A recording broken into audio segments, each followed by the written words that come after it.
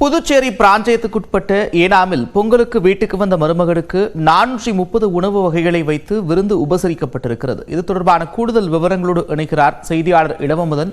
விவரங்கள். இந்த தமிழகத்தில் பொங்கல் தீபாவளி பண்டிகை போல ஆந்திரா மற்றும் தெலுங்கானாவில் சங்கராந்தி விழா மிக சிறப்பாக கொண்டாடப்படும். அதாவது பொங்கலை ஒட்டி நடைபெறும் இந்த விழாவில் புதிதாக திருமணமான மணமக்களை அழைத்து கௌரவிப்பது வழக்கம். அந்த வகையில் தான் புதுச்சேரியின் யானம் பகுதி, அதாவது ஆந்திரா ஒட்டியுள்ள யானம் பகுதியில் ஒரு குடும்பத்தினர் தங்களது மணமக்களுக்கு விருந்து வைத்திருக்கிறார்கள். யானம் பிராந்தியத்தை சேர்ந்த வர்த்தக செயல் தலைவராக இருக்கக்கூடிய சத்யபாஸ்கர் வெங்கடேஸ்வரர், அவருடைய மகள் டாக்டர் ஹரிணி, அவரும் விஜயவாடாவை சேர்ந்த ஹேகத், 2 பேருடைய திருமணம் கடந்த கோடை மாதம் நடைபெற்றது.